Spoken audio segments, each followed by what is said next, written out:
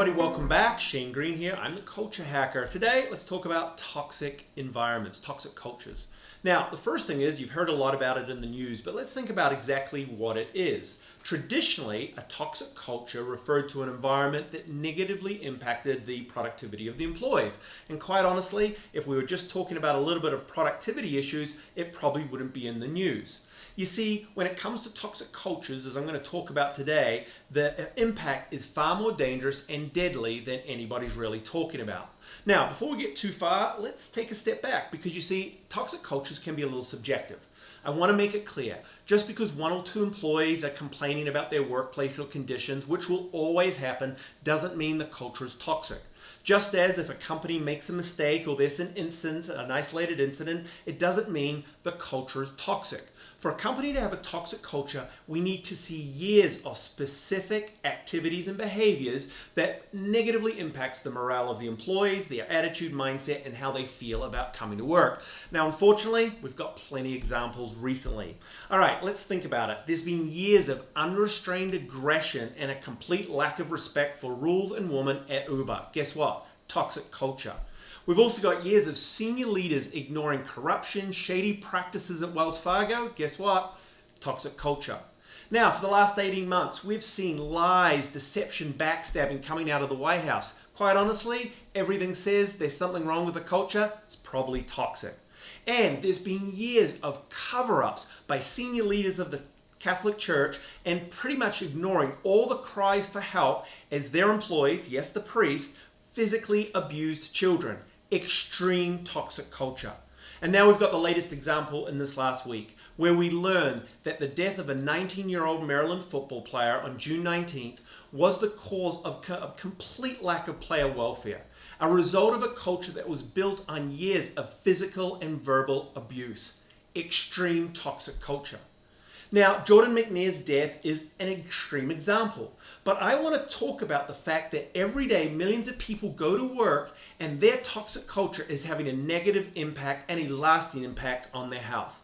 You see, every day people go to work and have to deal with asshole managers that completely disrespect and abuse their very being. Or they go to work for companies that have horrible conditions, outdated rules and practices that literally makes them feel like a number or just another transaction.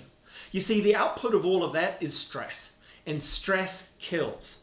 If you start to look at all the research now, it's pretty conclusive.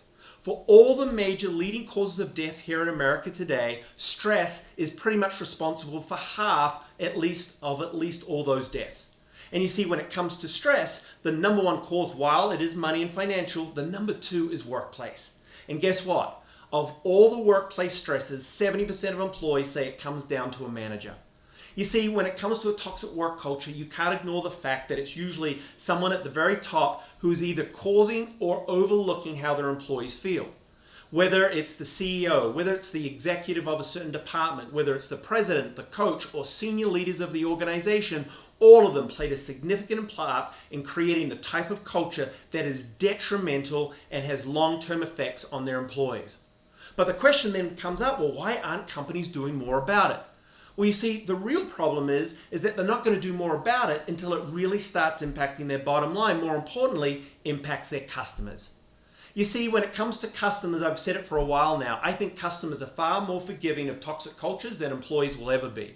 As a result, people still use Uber, they still go to Wells Fargo, and they have complete trust in them.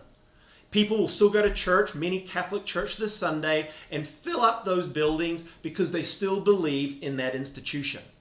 Half of all of America still believes our president is morally just. And I can guarantee it that there'll be a bunch of fans filling up that stadium in Maryland in this upcoming football season. But you see, things have to change. And thankfully they are. And this is why companies need to start paying attention.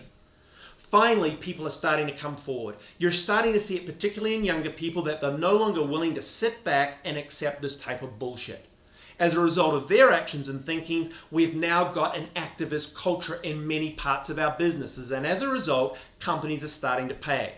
Whether it was Uber or Wells Fargo, that has cost them millions, possibly billions, as they do payouts and start to try and pull back all the customers taken from their competition. Again, for the Catholic Church, it's been declining for years, but they're having a real hard time to convince priests that this is the place that they should devote their lives. At the end of the day, we're starting to see that at the White House, some of the key positions cannot be filled, or at least filled by people that would command your respect. And when you think about Maryland, good luck trying to convince a recruit or their parents next season that that is the place that will take care of their kids. You see, organizations have to stop ignoring the behaviors of morally corrupt managers and owners. Those bullies, racists, sexists, those passive aggressors, those people that treat their employees like numbers and transactions, it's no longer acceptable. Listen, toxic cultures are real and they're caused by real people, but thankfully we can start doing something about it. And the world is changing. I just hope it changes quick enough so we don't have to endure another child's death or having to be sexually abused in the course. Thanks for listening. Turn up next week. Cheers.